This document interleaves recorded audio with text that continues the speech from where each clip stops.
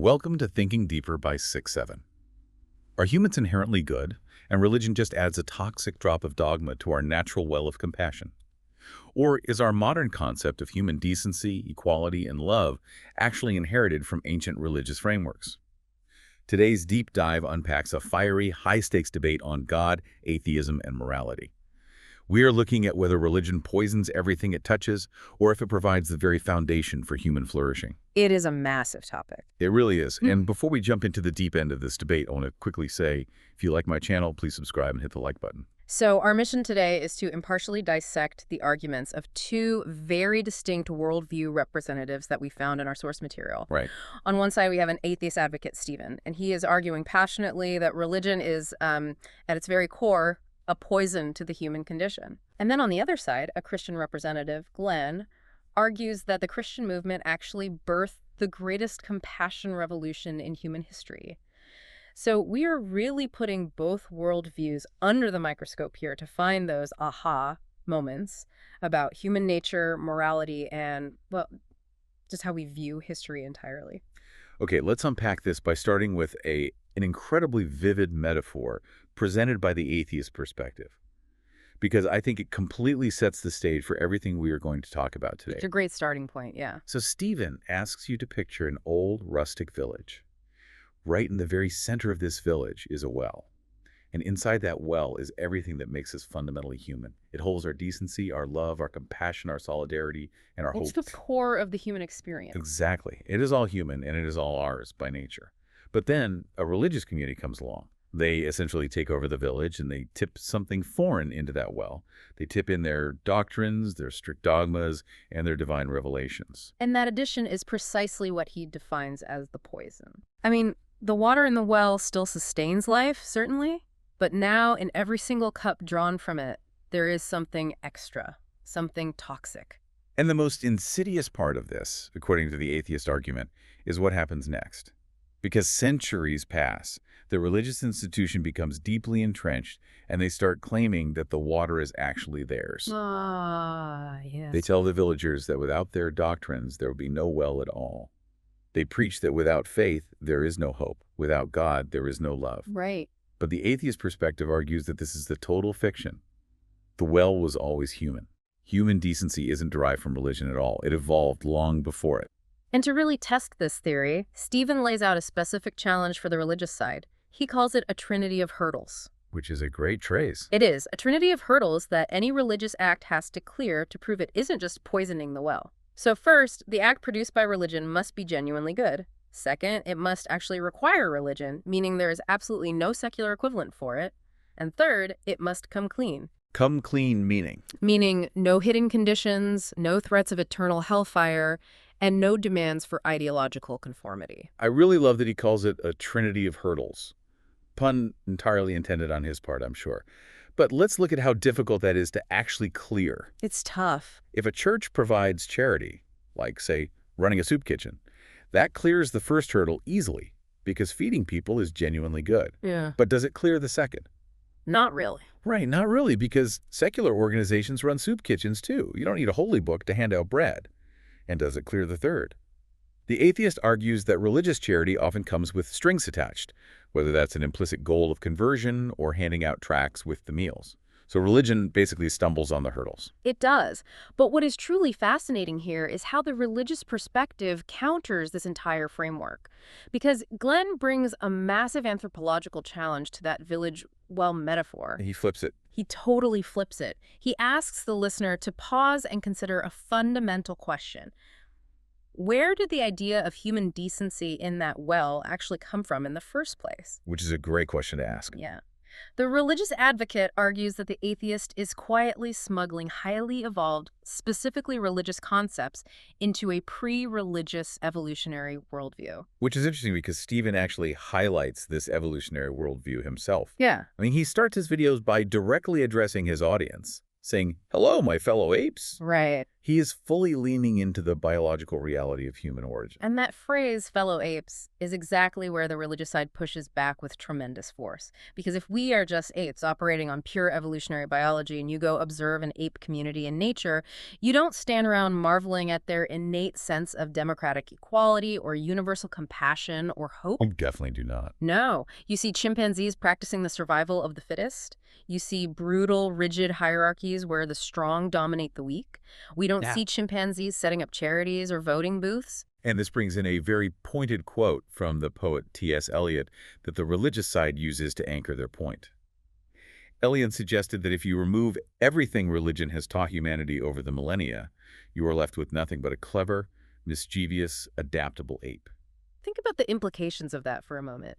The religious advocate believes that your baseline expectation of human equality, the idea that every person deserves rights, isn't a natural biological default at all. Not at all. It is a uniquely religious inheritance. Specifically, it's rooted in the ancient concept of the imago Dei. That's the theological idea that humans are made in the image of God. Look, if you are listening to this right now and you fundamentally believe your neighbor has equal rights to you, regardless of their physical strength or social status, Glenn's argument is that you aren't getting that from your evolutionary biology.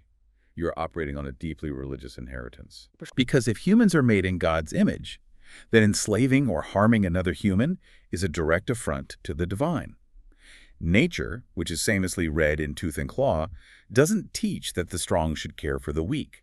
Nature teaches that the strong should eat the weak. So the religious argument flips the metaphor. The clean water of human rights in that well was actually poured there by ancient religious frameworks. And this historical tension naturally bleeds into the actual tangible texts we have from antiquity, because Stephen doesn't just leave this as an abstract philosophy about apes and angels. Yeah. He brings receipts. He really does. If religion is the clean water, he asks, why do ancient secular laws actually look more progressive than the Bible when it comes to human bondage? And here is where it gets really interesting, because the atheist debater contrasts the Bible with much older secular legal codes to prove his point. Let's look at the Code of Hammurabi from ancient Mesopotamia. This dates way back to 1754 BCE. That is long before the biblical texts were compiled. According to the source material, Hammurabi's code capped slavery at 3 years to pay off a debt. Furthermore, it actually gave women the right to own property and to initiate divorce. For 1754 BCE, that is astonishingly progressive. It is. But you have to contrast that secular baseline with how Stephen views the biblical text. Right. The contrast is exactly what gives the atheist argument its teeth. Stephen points directly to verses like Leviticus 25. This text explicitly allows the Israelites to purchase permanent slaves from neighboring nations, and worst of all, allows those slaves to be passed down to their children as inherited property. Yeah. And then he jumps forward to the New Testament, quoting the book of Ephesians, which commands slaves to obey their earthly masters with respect and fear. So the atheist argues that the Bible didn't just fail to stop slavery, it actually made human bondage worse and more permanent than the secular codes that predated it. That's a heavy charge. It is. And to top it off, when the Christian church gained supreme power in the Roman Empire in the 4th century, they didn't abolish the practice. They institutionalized it for over a millennium. Well, to build on that, the religious advocate Glenn brings a very different lens to that same historical record. How so? He argues that the Old Testament laws were, in their original context, a vast improvement on the brutal realities of the ancient Near East. So while Hammurabi might have had certain caps for debt slavery among his own people, Babylonian society was still a brutally rigid caste system. Right. The king was a living god above the law, and the population was strictly divided into nobles, commoners, and slaves. And Glenn points out that the Bible provided unprecedented protections that didn't exist in those surrounding cultures. He cites Exodus 21, which offered legal protection for slaves who were physically beaten, and Deuteronomy 23, which demanded that runaway slaves be given sanctuary rather than be hunted down and returned to their masters. Which is huge. In the ancient world, harboring a runaway slave was practically unheard of. It was. And the religious advocate uses a compelling analogy to explain why God wouldn't just ban the practice entirely from day one. He uses the biblical analogy of yeast working through dough. Okay, unpack that. So the argument is that Jesus instituted a subversive movement meant to transform society from the inside out over centuries. By teaching that within the church there is no slave or free, but all are one in Christ, Christianity planted a radical egalitarian seed. I see. It took time, but that seed eventually grew into the abolitionist movement, and Glenn is quick to point out that Western abolitionism was a profoundly religious movement from its very inception to its conclusion. I'll add to that, too. Glenn brings up several other historical receipts for the church, acting as a catalyst for human flourishing. Early Christians uniquely pioneered orphan care. In the Roman Empire, it was a common and legally accepted practice to leave unwanted infants out in the elements to die of exposure. Horrific. Yeah, and Christians would literally go rescue these discarded children.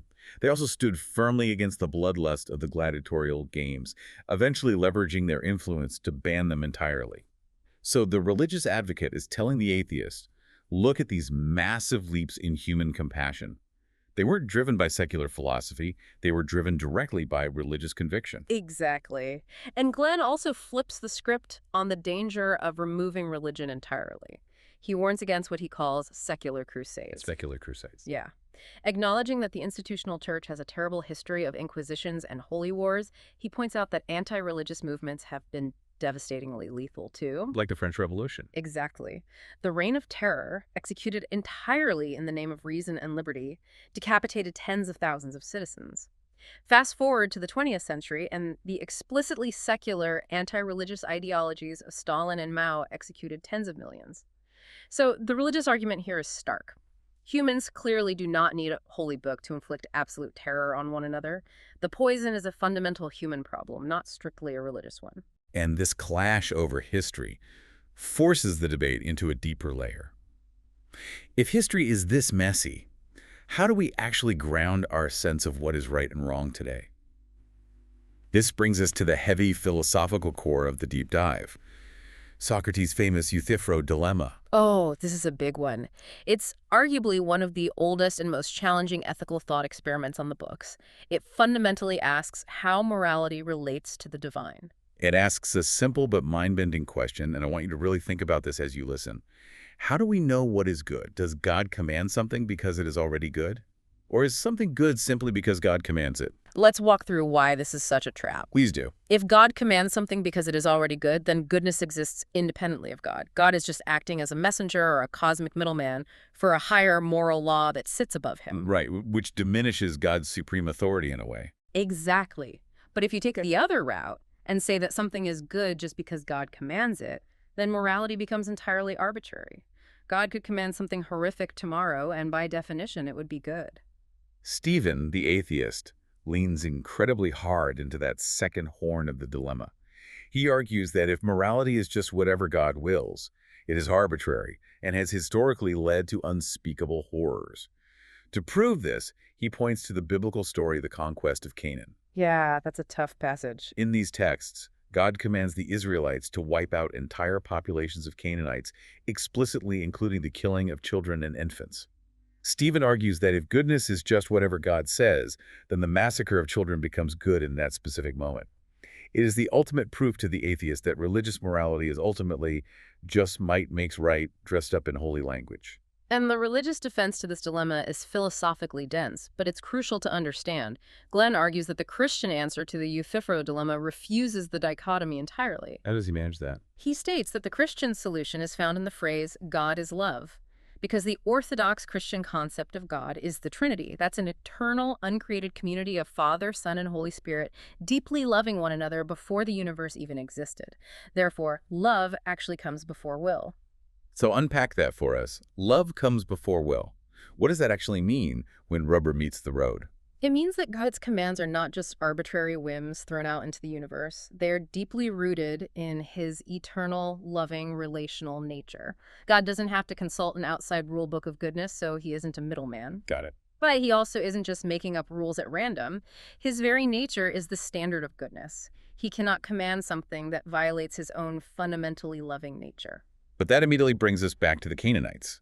How does the religious side explain the conquest of Canaan, the commanded killing of populations, if God is purely and fundamentally love? Glenn addresses those specific passages by explaining them as ancient militaristic hyperbole. He argues that in the ancient Near East, it was a common cultural idiom to use extreme, sweeping language in war records. Like what? Well, he compares it to a modern sports team, saying they wiped the floor with their opponents, or they slaughtered the other team. They didn't literally wipe a floor, and no one was actually killed. Right. Based on archaeological evidence and subsequent biblical texts where the Canaanites are still very much alive, the religious side argues the text wasn't a literal command to murder children. It was a localized, culturally understood idiom for subverting a corrupt, child-sacrificing Goliath-like culture. Stephen views this entire defense as an elaborate philosophical dodge. To the atheist, you don't need a complex meta-ethical theory or the doctrine of the Trinity, or a lesson in ancient historical idioms to know that throwing gay people off roofs is wrong. You don't need a theology textbook to know that owning another human being as property is abhorrent. You just need basic human decency. To Stephen, playing Philosophy 101 with the Euthyphro dilemma is just a distraction from the tangible poison we see codified in the texts. But this raises a very sharp counter-question from the religious side. Glenn's ultimate retort cuts to the core of the atheist worldview. Without a transcendent grounding, what objective reason does an atheist actually have to say a caste system or slavery is wrong? Think about your own moral compass for a second. If we are just evolved apes and survival of the fittest is the blind law of the universe, why is it objectively bad if an elite, powerful class owns a weaker, lower class? In nature, that's just Tuesday. Precisely. Glenn argues that if you throw out God, you throw out any objective standard for morality. You might personally dislike slavery, or your current 21st century culture might vote against it, but you cannot say it is transcendently universally wrong across all time and space. It is just the current cultural consensus. And history shows us that cultural consensus changes rapidly and brutally. So the religious advocate presses the point. The very fact that the atheists feel so strongly and so righteously about universal human rights is proof that they are unwittingly borrowing from a religious worldview. They are demanding a universe where every single human life has sacred, inviolable value, while holding a worldview that says we're just accidental biology. Exactly. And that tension brings us to a really fascinating observation the atheist makes about modern believers. And it ties this whole debate together beautifully. Stephen points out that to sound palatable and compassionate in today's world, religious people often have to actively distance themselves from their own dogma. Give us an example of how he sees that playing out. Well, he brings up the biblical verses about women in the church. He cites the letters to Timothy, where the text explicitly says a woman should learn in quietness and full submission and shouldn't assume authority over a man. Stephen says to the Christian advocate, essentially look at how you operate today. You believe in gender equality. You believe in human rights. But to hold those modern beliefs, you have to actively ignore, reinterpret, or explain away the explicit doctrines printed on the page. You have to rely instead on a generalized motif or a vague character vibe of Jesus. And the atheist views this modern reinterpretation as proof of his core premise about the well. Yes, Stephen argues that the compassion, the tolerance, and the love you hear from modern progressive believers isn't actually coming from the ancient texts. It's coming from their natural, innate humanity trying desperately to shine through the poison of those ancient doctrines. They are good people despite the text they hold holy, not because of it. But the religious debater has a foundational view of Jesus that counters this entirely. To Glenn, Jesus is not just a vague motif or a convenient character vibe you use to ignore the inconvenient parts of the Old Testament. To the religious advocate, Jesus is the ultimate historical subversion of human violence and institutional corruption. Glenn pushes back by arguing Jesus isn't just a mascot for modern tolerance. He points to the literal center of the faith. Exactly. Think about what the central symbol of the Christian faith actually is. It is a cross. And in the first century, a cross wasn't a piece of jewelry. It was a brutal execution device reserved for rebels and blasphemers. Absolutely brutal. It represents God himself becoming a victim of religious exclusion and state-sanctioned violence. Glenn points out that the institution of religion is heavily and consistently critiqued within the Bible itself.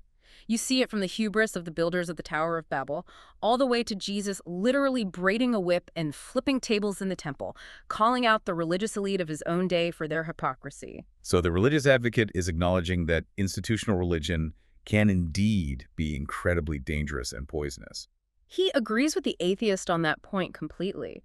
But Glenn argues that the antidote to toxic religion isn't atheism.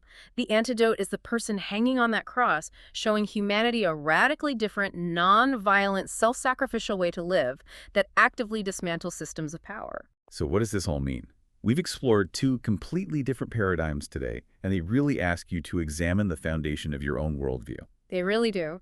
On one hand, we have the view that religion is a toxic additive dropped into a naturally pure human well, that our decency is innate, and ancient dogmas about slavery, submission, and holy war just poison our natural empathy. And on the other hand, we have the view that the very concept of human decency, the idea that every single person has equal and sacred worth, is an inheritance from ancient religious frameworks that successfully tamed our natural ape-like instincts for dominance. Next time you find yourself debating right and wrong, or feeling a deep sense of moral outrage about an injustice in the world, take a step back and ask yourself, where does your personal baseline for decency actually come from? Is it an innate human trait that evolved naturally through biology, or are you operating on the echoes of thousands of years of religious philosophy that told us we are fundamentally more than just animals? It is a heavy foundational question.